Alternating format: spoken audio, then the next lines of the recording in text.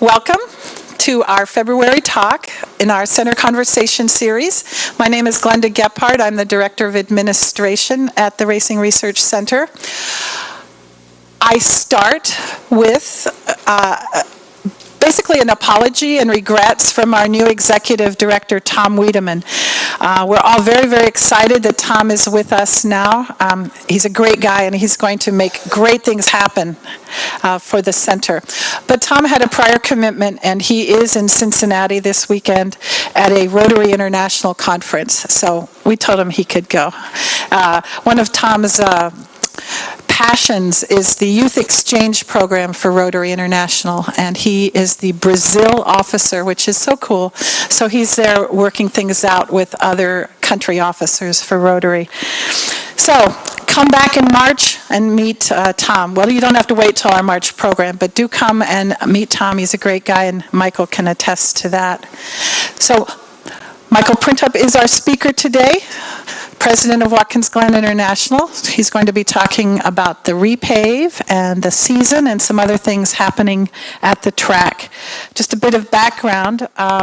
He has been president of WGI since June 2009, and he has a long list of jobs. I don't know how you do it. He also oversees Michigan International Speedway, and he oversees the managerial side of Americrown, the concession arm of ISC. He's on our council, and there must be a few other things that Michael does, and he can tell you about that. So, Michael Printup, and thank you all for being here. Thank you, Glenda. Well, that was an awesome introduction. I'll try not to cast my shadow up there, but I'll move around a little bit. Hopefully I don't fall off. Thank you for coming. What a great crowd. The last time that I came here, it's probably been about 4 or 5 years, and I opened up with one of my favorite videos. It's a Ferrari commercial going through all the years of racing, and they go through Monaco and Brazil, and as the car gets older, and finally, I think it culminates in Monaco with a to-date Ferrari. But I don't have that video. And then I followed up because JC wanted me to talk about all my speeding tickets. Well, that would take 45 minutes. So I won't tell you about all of them, but I have another one. I'll go through it real quick, and I know JC's not here, but I know he'll appreciate this when I tell him later. With my wife in the car, outran a state cop at 153 miles an hour. My wife was not happy. You can ask her today. It's a long, long story, but I got away at night, and I pulled a Smokey and the Bandit, tucked in between 2 semi-trucks, still got pulled over, but I still managed to talk my way out of it because at night he couldn't prove it was my car. It was a 500 Mercedes. Anyways, thanks again for coming here. As Glenda said, I've been taking on a few more roles, and as she said, I oversee Michigan, so the president there reports to me. And then last March, they nominated me as the president of our food and beverage company. It's about a $55 million headache. At $55 million for 2.5 consecutive years in a row, it's one of our divisions, of course, because it conducts all the food and beverage at our racetracks. At $55 million, it was losing money for 2.5 years. So I'm proud to say last year we made $50,000 on $55 million. Before the government taketh. And this year we're looking to do a little bit better than that. So hopefully we've turned that around a little bit. And part of the main goal was successfully opening up the new track down in Daytona. I'll talk a little bit about that later. And/or you can ask me because I've been living down there last January and February. I just got back this past week from all of that. It was very successful, a great race, great weather, all the other good things. But if anybody wants to know anything about what 460 million looks like, I can give you a visual. Again, invite questions and I'll go through it. We look forward to, obviously, this year as we do every year. And I think, obviously, the biggest thing that most of you know is we jumped into a repave. We've been trying to hold it off for years because it's so expensive. It's about just a little under $12 million to repave that racetrack. Some of it came up completely, particularly the boot. And if you just think about water drainage in the hills, that's where we had problems. S's, we had to take it all the way down the bottom. The boot, we had to take it all the way down to the bottom. And if you think about, you probably hear this occasionally just in the public sector, what it takes to build what it costs to build a highway mile. A highway mile costs about $1 million. We are about $3 million a mile. The reason for that is the density, the complexity, and the science and the chemical makeup of the asphalt. Sounds weird because it all looks the same, and I'm sure a lot of you have driven on it before, and then you'll drive on the new surface. It's pretty interesting what happens. I brought some samples, and I'll pass them around a little bit. I know they're hard to see from back there, but so I'll explain it, then I'll just pass them around. This is the old track because it has painting on it. And what we would do, and this is why we put off paving the track so long, what we would do once or twice a year, we would take core samples. They would be anywhere from 12 inches to 18 inches deep, and about this size or this size, all the way down to the dirt. And we would look at the compounds and have it scientifically analyzed. And so what was happening with the track was not the top layers, but let's say layers 2, 3, 4, and 5, as you got deeper and deeper into the track, some of it was literally turning to powder. You could push your finger into it. So we knew it was getting bad, and we kept pumping hundreds and up to date millions of dollars and fixing it and band-aiding it.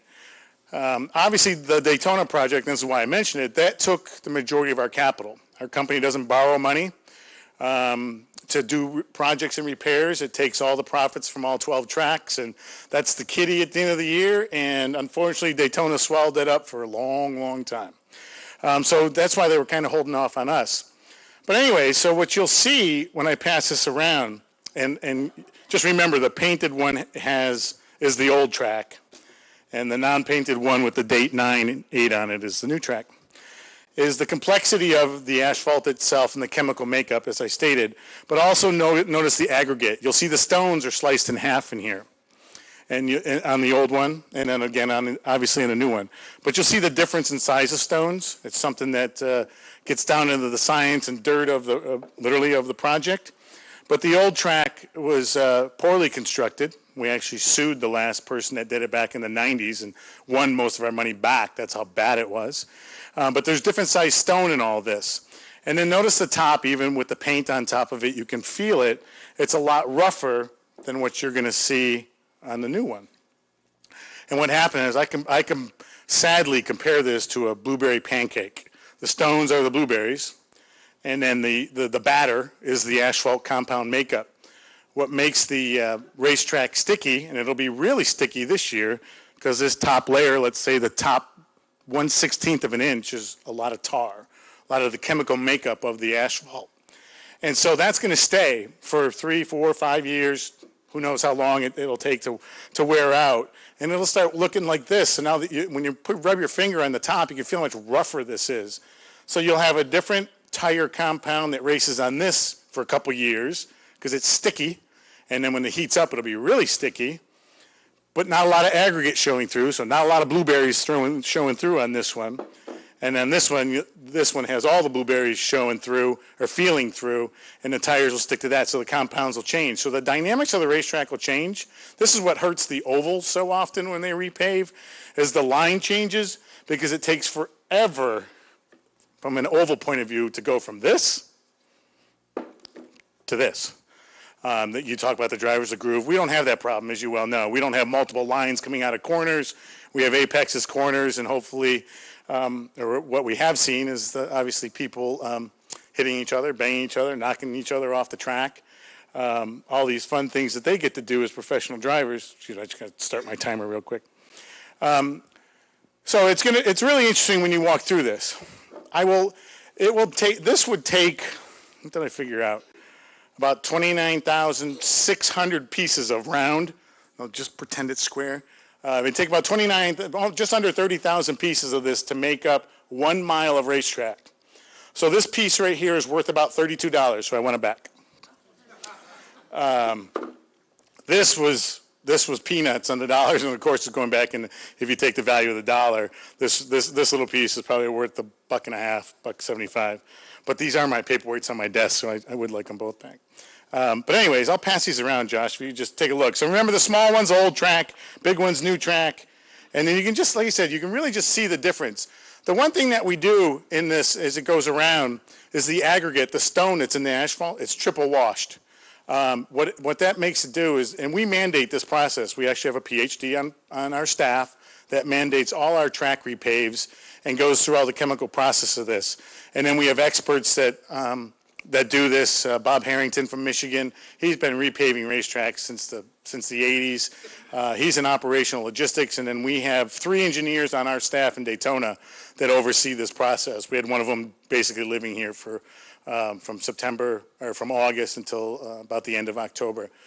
We're not quite finished with the project. Got a little curbing to do yet and a little bit of fence work, but essentially the asphalt is complete. We finished that a week ahead of schedule last year.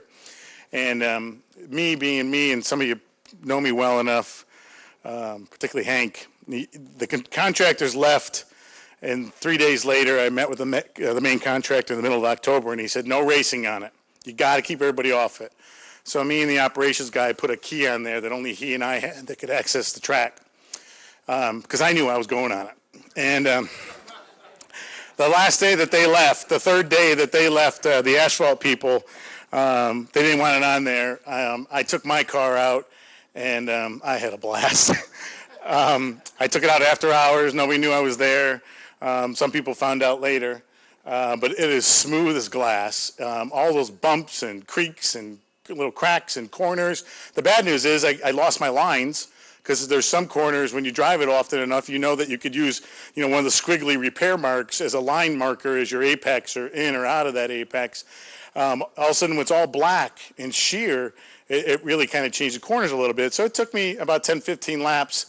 I made the big mistake, and this is the day actually I was putting it's my summer car. I was putting my car away up at the track, of course, and I lost it in turn 1. I forgot to turn off the computer, and the computer locked up my left rear tire and scared the beans out of me. And that was enough of that. 30 miles an hour, rest of the lap, tucked the car away, and I said the track is great. So we look forward to that. We know the racers, Carl Edwards, and they know too, obviously, from not being that oval. They're not going to have the complexity of the dynamics of those ovals and those those lines that come out of those transitions in an oval. So we really look forward to getting into this. I wanted to show, obviously, I know you all know what this looks like, but this is last year's photo, and just to point out, and it'll work well. Maybe not. Over in this area, we expanded. We expanded more. We expanded more camping out on the east side. We expanded on the west side. We expanded more camping on the north side behind the Seneca. We're looking to expand outside behind the Argetsinger at the bottom of the S's. And this year, I just met with my boss and the engineers down south. We're starting to look to add more permanent facilities trackside. The only track in the country that's doing so. Very proud to say that our team has worked really hard in meeting these goals. We sold out the grandstands last year for the first time in the existence of NASCAR. The grandstands, because we have endless general admission, as you know, but we have areas that are getting bigger and bigger and bigger every year. Drivers left S's. We're looking at putting a big party deck out there, have some nice fun out there with any type of racing. Hopefully we can get that done before August of this year. We believe we can. Again, we're expanding off Bronson Hill on the camping. So we have some great stories to add. Our IMSA product is just growing and growing and growing. We're ahead of ticket sales again on the sports car. We had to move it 1 year. We had to move it 1 week for just 1 year because of Le Mans backed up with the leap year. But we've had a lot of good news, and we're the only, out of 23 NASCAR facilities in the country, we are the only one going to be adding. Everybody else is taken down. Everybody else is covering. Daytona went from 156,000 to 101,000. They didn't sell out until a week before the 500. And we have the highest renewal, and we have the highest retention of our current customer out of all the International Speedway Corporation tracks right here in Watkins Glen, New York. So proud of everybody in this room. Thank you. If it wasn't the support of this community, because our staff does an absolutely wonderful job, and love them to tears. But Watkins Glen International, as you know, is a pretty special place in the racing calendar. And it's a lot of fun to be associated with this racetrack, but it's a lot of fun to be in this community. And like right here, right now, this is awesome to be here and have people that have been there and enjoyed this little tiny gem sitting up there up there on the hill that was created many, many years ago. I got to point this out. I was going to put it on, but it doesn't look good with the jacket. Watkins Glen International voted number one by USA Today readers last year as the number one NASCAR facility in the country. We beat the pants off of Daytona. They came in 11th. No competition, just so you know. Yeah, that's pretty cool. And that's and thank you. And that's from our readers. That's not from us. Of course, I was voting a couple times a day, but you can only vote one time a day off your computer.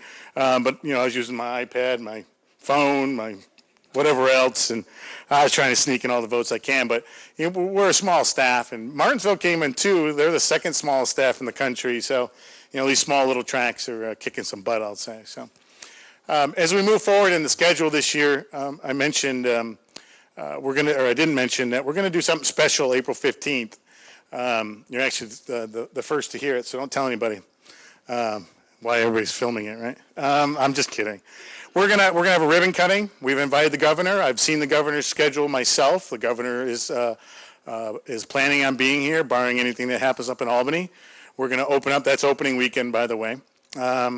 We have SVRA bringing us 15 to 20 vehicles that have raced every genre through the years. So you'll see all kinds of different cars. So from the morning until 2 o'clock that afternoon, we're going to be putting on a special show. Have a little fun with that after the governor cuts the ribbon. We got Bob Varsha is confirmed as our MC.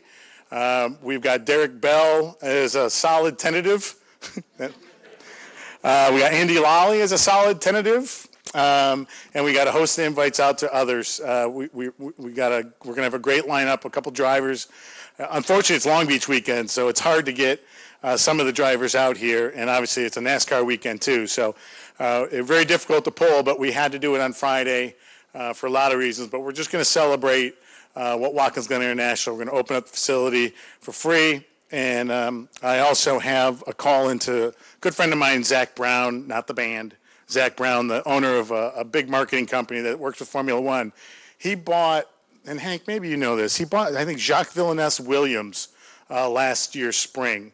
So I am trying with all my heart to get him to bring that Formula One car up here and to have a little fun on the racetrack too. So stay tuned on that one. That's a solid ask I have with Zach. Hopefully he can bring that up. He had lots of video. If you want to see it, you can just you can go on YouTube and look at Zach Brown Williams' car and look at some of the video he's taken of him driving it around. I think he actually had it at Monticello. He has some video there, but it'd be pretty cool to host another Formula One car here like we did 5-6 years ago, I guess now. So anyways, the picture, just to celebrate what we're doing, how we can move forward.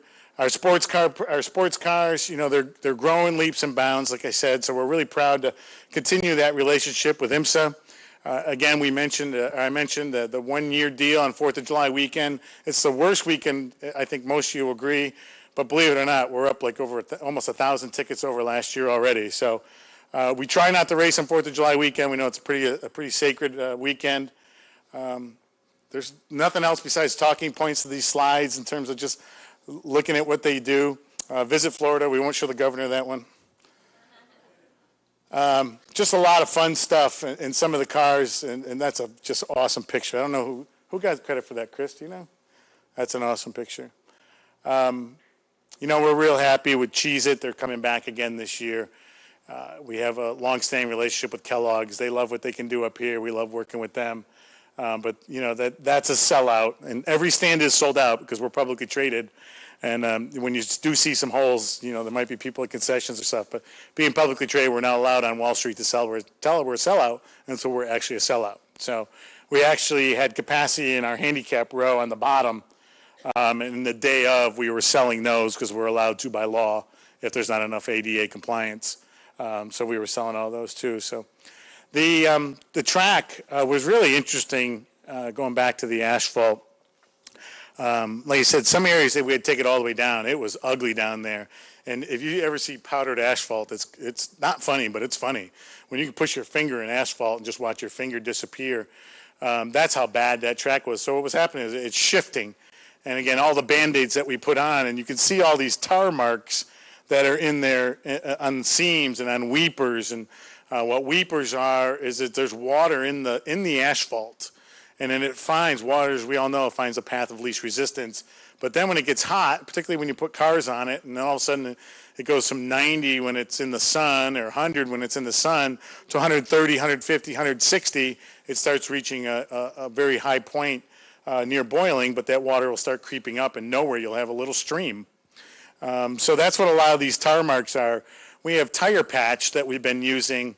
And some of this is that. It's SR22. It's a special asphalt compound that this PhD created many, many years ago. And it's $5,000 a gallon.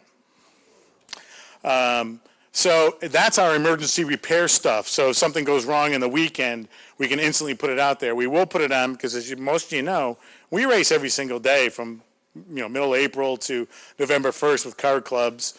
I think the only really light weekend is the wine festival because we're only doing pace car rides, but pretty expensive stuff. That's why I say we've spent hundreds of thousands, if not millions of dollars keeping together this racetrack. We also did pave, for the racers out there, we did pave turn 8. So the heel is now, the runoff, is paved about halfway. We can't pave it all just due to water runoff regulations in the state. But we got the majority of it paved like we did turn 10 a few years ago, so it'll help speed up racing a little bit when we're racing the boot, particularly for IMSA and or for track rental. Obviously no impact to Cup because they don't go down there. I will be, there's one question, I know. In IndyCar, I know IndyCar is going to be a question. I'll open up for Q&A, and if you have one when I'm talking, don't be shy. Raise your hand if you want to do it now, and I can stop. It's very free-flowing. So we've looked at. We're going to look at some other things to talk about, but that's been our priority over the years is keep this racetrack full. We've done a great job. The community has been very supportive. We've even gotten. That's a fantastic picture. All those signs on the right down there, a lot of them got damaged. Remember the hurricane we had? Was that 3 or 4 years ago? Or the winds that we had from that hurricane? Took down the majority of all that signage. That went right over that corner and destroyed all that signage and ripped off. You can see the banners behind the Arget-Singer grandstand right there. Ripped off all those banners. They're only like $8,000 a piece. The signs were about $30-something thousand a piece. And we don't carry insurance on that stuff. So that's all out-of-pocket replacement. So we got them all replaced, but all that steel, you can see now steel and footers on those. They were an older style makeup before. But all those steel and footers the steel came from Nazareth. So when we shut down Nazareth, we pillaged everything we thought was good, and we brought it up here. But you can also notice the color of the curb of Cheez-It colors matching. Joe Salin, it matches the Salin's colors too, so we got 2 for 1 on this deal. But we've been growing that relationship out of Buffalo and growing a lot of other relationships, particularly with the government. So this is what happens. On the repave, also while I'm mentioning people who help, the state is, knock on wood, going to give us approximately $2 million back on that project. We have never ever asked the state for capital improvement money like this. This was a first for us. We set it up about 4 years ago, started working with the governor. As you know, he's done a lot for upstate. He's done a lot with giving projects up here to make it sustain. The county's been very helpful. So we continue to look forward to that. Why knock on wood? Because they announced that we were going to get a partnership in 2014, and we don't have a piece of paper that says they're going to acknowledge that yet. So we hope we did it, but we've spent the money anyways. It was allocated. So if we get it, it's a gift. It'll refund part of our capital expenditures. But on the $12 million, it was a $2 million opportunity with the governor. The governor has given us also $150,000 a year to go market out of state and out of county or out of country. We market up in Toronto, Hamilton, south of there, obviously Niagara Falls, Canada. It is dedicated for out-of-state marketing. That's the way the governor has put it. I contribute a lot of that to being sold out last year and our continued attendance growth in the last 3 years. Again, there's like 1 or 2 tracks in this entire country that can say that.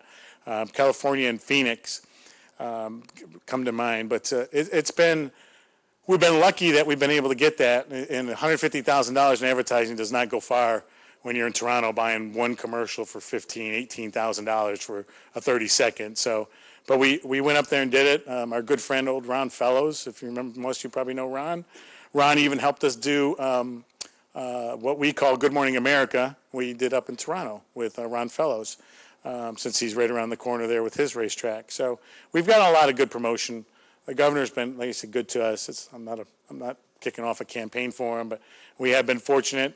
All the racetracks have needed this. We celebrate Motorsports Week every year in Albany. The governor lets us bring cars up there. We bring all kinds of cars, not just Watkins Glen related cars. We call the dirt tracks, the asphalt tracks, from Holland Speedway to Lancaster Speedway to Oswego to Owego.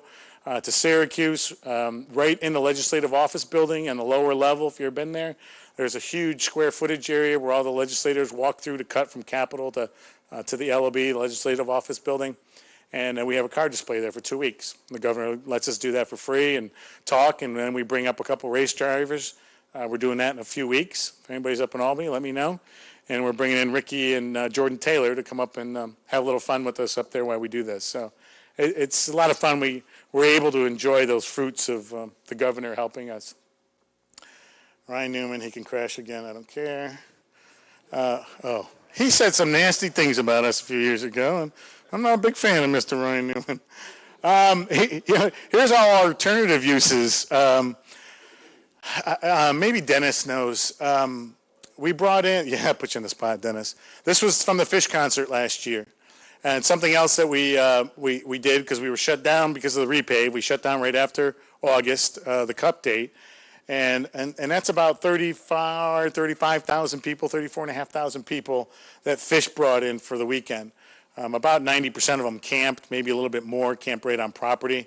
A lot of fun, good, clean group. They enjoyed, very respectful, but a big economic impact. Dennis, I'm guessing $200,000-$300,000 in sales tax? $750,000 in sales tax from this show. So, not racing, not why I'm here today, but I just wanted to point out, you could see the age groups in there. They literally go from 18 to 70. It's a great group. Back to racing. The asphalt, back to the asphalt on the compound on the bottom. We had to do a lot of irrigation. We were maybe fortunate enough, if anybody attended the IMSA race last year, it was 6 inches of rain in about 31 hours. The track was just a puddle. And, as you know, they'll race in the rain. But we had puddling going on, which we couldn't even race in that. And so fortunately, Jim France was here, the owner of NASCAR and IMSA and principal in International Speedway Corporation. And fortunately, he was here because he went back to the bosses and told them fix the drainage. So that added about another $1.5 million, $1.7 million to our repave project. Because if you're going to do it when you're repaving. So we put in all new drainage at the facility that really helped us all the way along. Particularly drivers left here. That's the start line behind, closer to that Sprint Tower bridge. There was just a pool down in turn 1. So that's why they couldn't even race down there. So those were the other commitments. I'm glad, again, I'm sad that it rained all weekend, but we were really happy that we were able to pick that up. Some more drainage out here, new curbing. You might actually see the new concrete on the left on this picture. And we did about $1 million worth of fence work too. You never can have enough fence. That fence right there we did 3 years ago. You can look on the right side there. That steel is 10-inch diameter steel. I'd say it would stop a 757 because you look at it, it's unbelievable. But that's what you have to have nowadays. Racing is getting faster and more dangerous, and debris flying, and this is what we're doing to try to protect everything that happens at our facility for the fans and the competitors. Ryan, and I have to explain that comment because I don't want drivers to crash. But what Ryan Newman said was, it was just a little disheartening that he said that this track is built from the 40s and we shouldn't even be racing here. That's kind of an abrupt statement when you look at how eclectic the road courses are in the NASCAR racing. Sonoma's great, Road America's awesome. This track is awesome. You got some great road courses in this country. And for an oval guy just to go out, and an engineer, he's the only guy with the education from Purdue, to go out and say that track is not safe, that's pretty tough. We've put since just 2 years prior to me, we've put $54 million into this racetrack just to keep it going. I can guarantee if any one of us owned it individually, you would not be putting $54 million. There's not enough profit there. That's the benefit of being a big corporation. And as I stated earlier, we don't borrow money. We take profits from the tracks, and on a 5-year basis, we determine our capital expenditures and who's going to get what. So since we finished with Daytona, we're now going to move on to Richmond in a bigger project at maybe $150 million. Phoenix is getting $100 million, but at least now we're trickling back now some bigger projects, and that's why I mentioned the expanded fan view areas that we're looking at. Like driver's S's, the other two areas right away are inside turn 10 and inside turn 10 on both views of the track. We're going to add some more areas there, corporate hospitality and RV hospitality, and then the fans. And then we saved steel from Daytona, maybe looking to see if we could add some more seats. But we got to look at that. Maybe 500 seats at a time, but nothing we wouldn't go big and large like 4,000. We already added seats when we brought in the Michigan facility as stadium seats a few years ago, and that's how we got all our permit then. The other opportunities for the racetrack have been difficult. A lot of people ask me about WEC or Pirelli, IndyCar, Formula One. I announced on Facebook, probably shouldn't have because Charlie's going to kick my tail. Charlie Whiting from Formula One's coming here next week, March 8th. He's coming, but that's to give the blessing to the new track. We can the international drivers cannot race a facility that does not have an FIA certification. So Charlie Whiting himself flies over from England, and he'll come over and do a couple laps on the track, mark up what he thinks is a good, bad, or indifferent. And if there's changes, we'll make changes. In the 6 years we've been here, we haven't made one change when he comes. But every other year he has to come, or every year he's got to come and do that. So it'll be interesting. I have talked to Charlie about the Formula E. That's the electric version. They've been racing big cities. Their strategic plan is to stay in big cities, not to go to small markets. So that's something we'll continue to work on. But Charlie is coming, but it's not about Formula One. I go to Montreal every year and bang on his head about it. Try to bribe him with gifts from Seneca Lodge and from his Lotus days. Him and Herbie, I know Hank knows both of them. They're two characters. They talk about the parties they had at Seneca Lodge and what they used to do here back in the day. I wish I would have seen some of those parties. But anyways, that's where we're looking, and that's how we're heading into the new project. What we've done with the racetrack in terms of attendance, what we've done with it socially, digitally, what we're doing with TV with our new NBC partner. We just continually strive to do this. You don't see or hear this as some things we don't do. Somebody got into me in the community pretty hard last year about, we don't announce what we do for charities. It's hundreds of thousands of dollars. We don't announce it. Somebody said, why don't you do it? And I'm like, one, because it invites the other million that aren't already asking us. And two, we like to stay, and we do. Our mantra, my mantra and community is centered around the 3 counties plus Yates. Yates gets in there in the southern end, obviously, because of what we do. But we really concentrate hard in those communities, whether that's the Autism Speaks. We've done some large investments. We've done small investments for the Schuyler County bomb-sniffing dogs, drug-sniffing dogs, to the food bank in the southern tier. We do some things that sometimes they want publicity. We'll do those, but a lot of the small ones we don't do. So it's small things you don't hear from us, but I'll gladly answer the questions if you do. We have a process, if you're thinking right now, we have a process right on our website about filling out a form. We generally wrap that up from November to about January for the current year.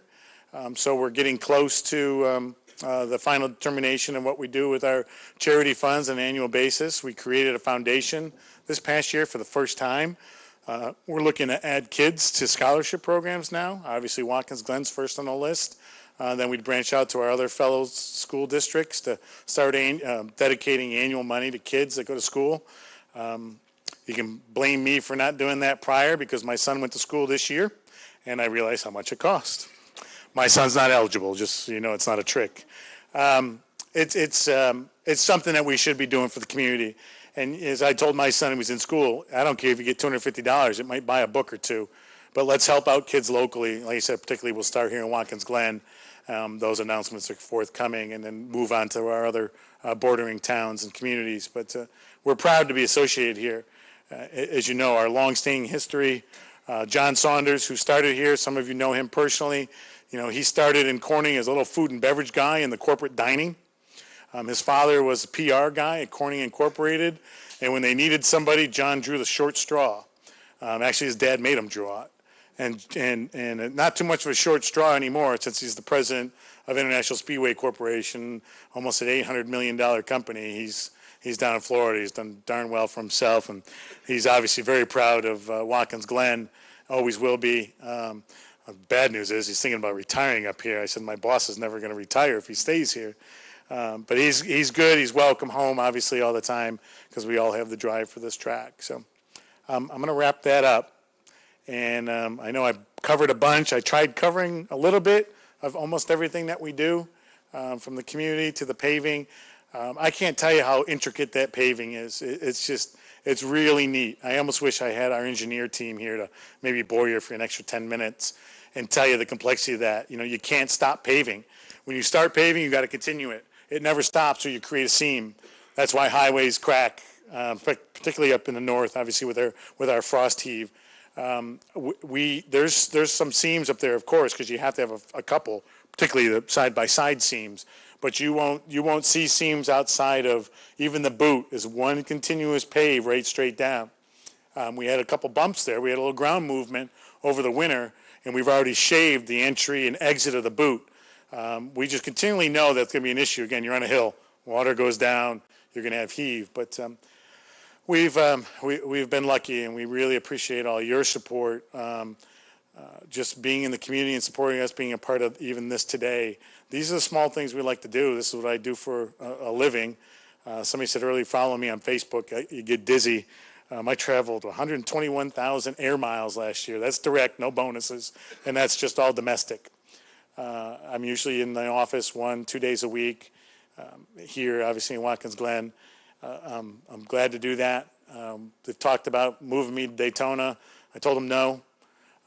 Just leave me here. I'll do what you want from here. That's how I got suckered in the food and beverage business. But I'm proud to say that. And I promise my last thing, because I went 3 more minutes longer. The food and beverage, I'm really proud of what they've done with that, and the team that's recognized that. But last week we did $7.9 million in food and beverage for the Daytona 500 weekend, from Thursday to Sunday.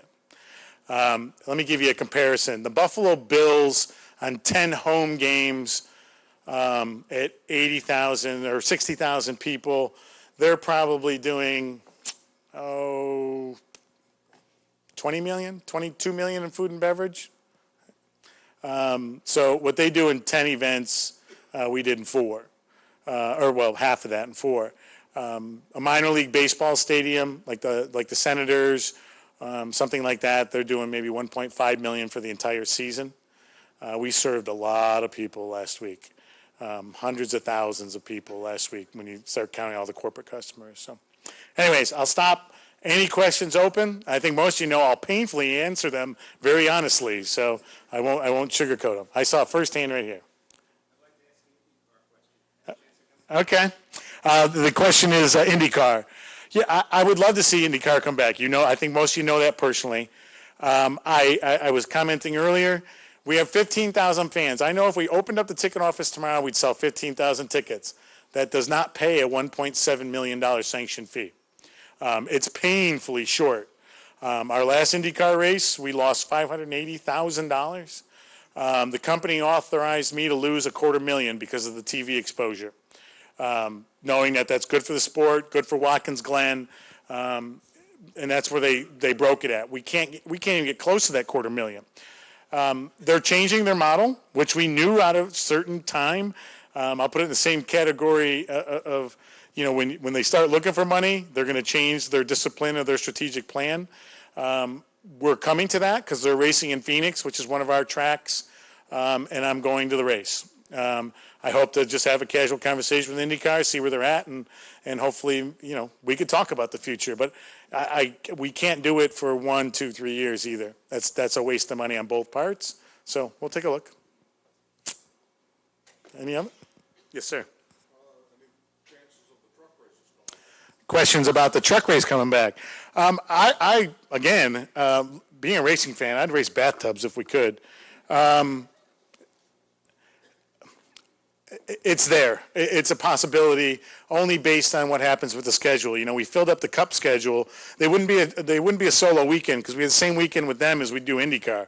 You're going to sell 15,000 tickets, and their sanction fee is not as much as IndyCar, but pretty darn close. So we have to look at what the fee, what tickets can sell for, how they can do it, and then for trucks, we'd have to particularly look at what weekend could we couple something with. Could that be coupled with IMSA weekend? Probably not, because they have so many vehicles that weekend. But those are the questions we always ask when we think about that. Michael, 2 questions. Where does the track stand on the possibility of wind turbines? And don't you think that would be a blight or a distraction? The second question is, what is the track policy on the use of drones? Well, the FAA took care of that for us. I'll answer the last one. The question was about drones at the track and about wind turbines in the area. Drones, we banned them 3 years ago for the safety of fans and drivers. As soon as somebody's dumb enough to put one over that track and it collapses and goes through a windshield and kills a driver or fan or anything else, the day's over. So we banned them immediately. Very difficult to monitor, I will add, because somebody could be flying them from a treetop a half a mile away. But they are banned. But it also now, as you probably already know, you have to register your drone with the government when you buy one. So we're completely against them from a fan and driver safety. That's the reason. They even did the Economic Development Corporation even did a flyover only from County Route 16. We wouldn't even when we were closed, the company just put a no policy to drones over the property. So the second one on the wind turbines, it's from a business point of view, we looked at turbines. Next Era Energy was in the community looking at potentially putting up turbines in the area. Personally, myself, I would like to see us get away from coal and nuclear. That's my personal thought, but not a company thought. We looked at it, and potentially we could have had 5 if it would have passed muster in the community. It didn't, so they pulled out. I like clean energy. I drive a clean energy car. I'm a little green. I've taught green. I was in the Intelligent Transportation Society back in Detroit when I worked at Michigan, working on green vehicles, autonomous vehicles 10, 12 years ago. So that, again, that's personal, but from a business point of view, we looked at it from a business relationship only, with NextEra being the largest in the world, based out of Florida. We did take a look at it, but obviously it didn't pass. So, next, there's Hank. The pits, were they blacktop or were they concrete? And also, do you see NASCAR ever using long pits? The question, long course on NASCAR. And what did we do with the pits? Pits were completely redone, resized. So we have an expansion there. We put a cutout and breakout in them for people moving pre-race in those. We've never had that before. Most people would just interfere with a current team owner or pit box. So yeah, it's all concrete and done. The racing surface is asphalt, but the pit boxes stayed all concrete. The new wall was put in, and for all the car clubs, we installed technology in there, so now they can plug their computer right to the wall instead of looking for that cellular signal, and they can plug right in or go right to a Wi-Fi system and then monitor their cars. A lot of guys do that. A lot of drivers up there do that. NASCAR Racing the Boot. Tony raised this back with Lewis Hamilton 5 years ago when we did the car swap. They still keep talking about it, but they keep talking about it without me in the room. That's NASCAR. It'd be like dealing with the NFL or Major League Ball or NHL. I don't know, Hank. It scares me from a business point of view. If we opened up the boot, we'd lose 10,000 fans out of the seats to back there. And then what does that do to your product in the front? You're not going to go 90 laps anymore. They're going to change that to 60. So now you're only going to see 60 laps of racing, same distance because you add a mile down there. So is it the right thing to do for the fans? I'd let the fans be the ultimate judge of that, the current fans. We've talked to a few of them, and most of them say no. Some of them obviously adamantly say yes, it would be pretty neat. But that left turn going the ankle of the boot would be a heck of a turn. That's a lot of momentum, and we'd hate to spend a lot of time under caution, and that's why we've taken such great care to do the safety measures that we've done on the short course, the runoffs on the short course, the catch fence, particularly all over, but particularly on the short course. So I see it happening, Hank. I do. I don't think you'll see Cup cars do it. I think you'll probably see the K&N take a shot at it. And or maybe the Xfinity Series in the future. I think that's where we'd be. Any more? Yes, sir. Is there any difference in the paving between a road course and an oval? Geographically only. South versus north. Compounds change a little bit because of the frost heave. But technically, no. It's so close. Most people, including myself, wouldn't be able to tell. But there is a different process down south with warmer weather than there is up north. And you can take a look at this. Kansas, we opened up in 2001, and we're already looking to repave it. We've gone since 96, 97, but the bottom base was better, and we don't have a huge frost heave being so high elevation. I think we're like 1,600 feet elevation. Kansas has been a disaster. But they have their temperature extremes. It can be 30 in June or 30 in January, and it could be minus 30 January 2nd. So that track has gone up and down in frost heave. So they've had some issues there. Yes, sir. The question is expected longevity of the repave. A lot longer than I'll be there. Our hope is 15. But you never know until you start seeing this after 7, 8 years. 7, 8 years will be the true test when we start doing core samples again and see what's happening down there and what the weather's doing. Hopefully we have picked the right compounds and aggregate and the science behind it. So hopefully it'll be 7, 8 years before we even start thinking about even reviewing it. So, yes, sir.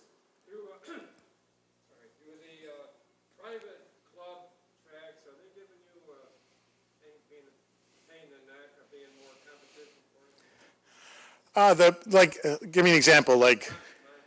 No, you know what? The question is private tracks giving us competition worries or headaches or competition, I guess. No, we have a different model. They're a club track. They're not Watkins Glen. Lime Rock's not Watkins Glen, and Watkins Glen's not Lime Rock. People race at tracks for the experience of what that offers, and same with Monticello. Again, going both ways. We don't see that happen. We're not going to. People have asked if we're going to turn into a club track where it's like a country club, like Corning or Elmira, where you join and pay a minimum fee and then you race at a pretty big dollar.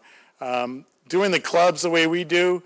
And the clubs charge their individuals anywhere from $300 to maybe $1,000, and I'm kind of swagging that number. And then they pay the track rental fee, and then they go about their business. So I think the dynamics and the historic nature of Watkins Glen International, we're not overly confident, but we're hopeful that model doesn't change. I will tell you while you're on that question, just a sidebar. we are looking to maybe do some winter racing next year. We feel just like all of us, you get a little this closed closet feeling come February, March, and what's wrong with prepping the track and being ready in March and April versus waiting till middle April, third week of April to race. Lime Rock did it last year with some success, so we're like, all right, well, just want to copy the competitor. So, yes, sir. Did Watkins Glen purchase any of the seating from the State Fairgrounds mile track? No, we didn't. The question was if we purchased any seating from Syracuse. No, because the seating that we have, when Michigan went down 70,000 seats, we took 40,000 of their seats, intercompany transfer. So we actually just picked up depreciation on that, obviously a lot cheaper than buying new. And now we have some grandstands set aside from what Daytona took down on their backstretch. We have another 5,000-6,000 down there just sitting there if we want to use that in the future. So obviously with something on the books, or actually that's off the books, that we can move, it's a lot cheaper than trying to reclaim somebody else's steel. Plus, we make our rise and runs a lot different than some of the other tracks. Two more. Yes, sir.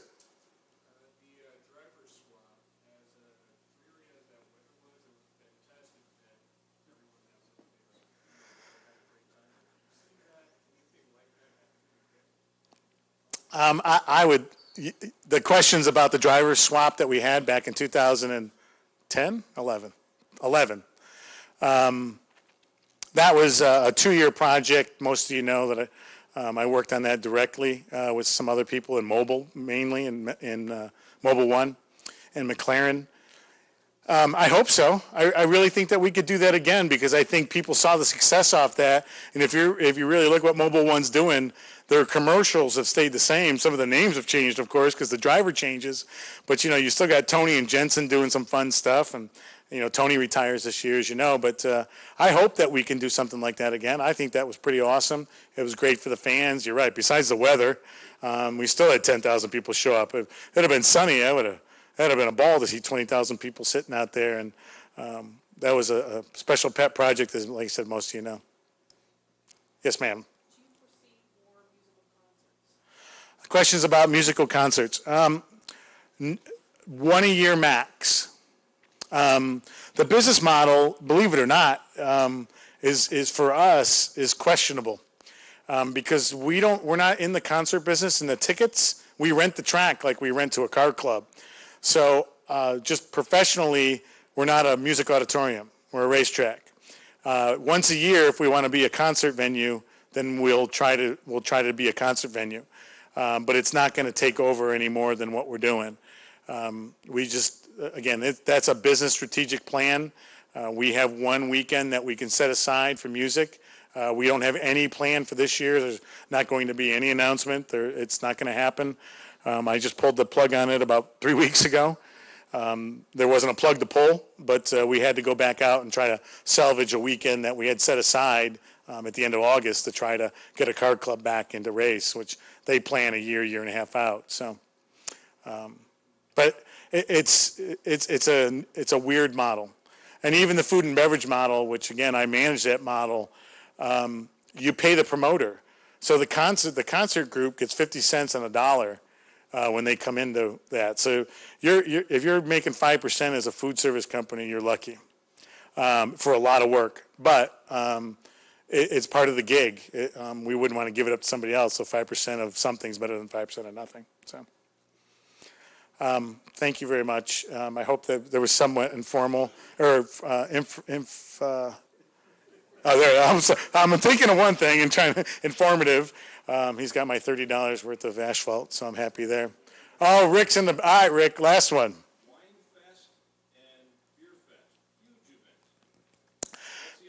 The Wine Fest keeps growing. We max it out at 90 wineries, and that's only because the pie just gets smaller when the wineries are trying to sell their wine. And we noticed that one year we went up to 100, and the wineries were complaining, and then we just realized what we did was just saturate that pie a little thinner. So we're not going to do that anymore. It's growing. We haven't announced this yet, but we're going to, for those that do come, we're air conditioning all the tents in the garages this year.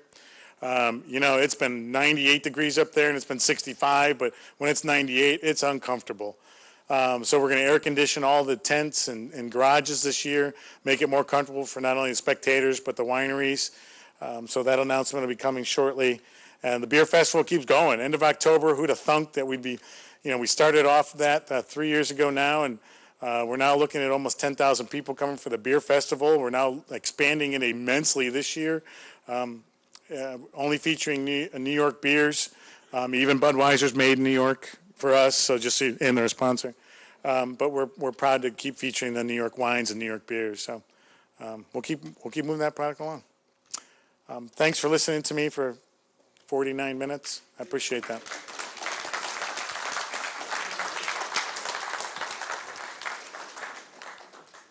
I want to close by thanking Michael. This was really amazing.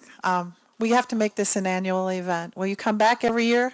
If you want me to, I will, but only if they want to be bored. Oh, I don't think anybody was bored. Our March event, just to remind folks, is our 3rd annual model car show. And that will be March 18th, 19th, and 20th. And a lot of our exhibitors are out here in the audience, and I'll be chatting with you if I haven't yet. Hope you'll come back. We run a very informal and casual model car show, but I understand that everybody likes it that way, so we're going to do it again. And this year we're going to feature Corvette. Now, that doesn't mean every car is going to be a Corvette, but some of the modelers, the collectors, have some really fine Corvettes, so they're going to bring them. It's sort of a prequel to the Vintage Weekend, where Corvette will be the mark this year. And our speaker is Jan Hyde, who is the founder of the Corvette Historic Registry. So that should be a great program. And as we all know, Corvette was conceived in Watkins Glen, so we're going to celebrate Corvette this year. So come on back, have some refreshments with us, and I think Michael will probably stick around and answer a few more questions. One more quick thing. I know. Hank knows. Sorry, Hank, sit down. I forgot my surprise for the day, so I'm sorry. I still got it in.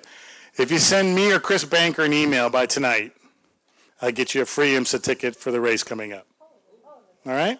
If you don't know Chris and I will be over there if you don't have my email address or Chris's email. His is a lot easier. It's cbanker@theglen.com. Mine's mprintup@theglen.com. Got to be by tonight. I trust that you don't go tell the world. Don't put it on Facebook. It's for everybody. It's for everybody that attended here. We got names, so don't fool us. No. But thank you.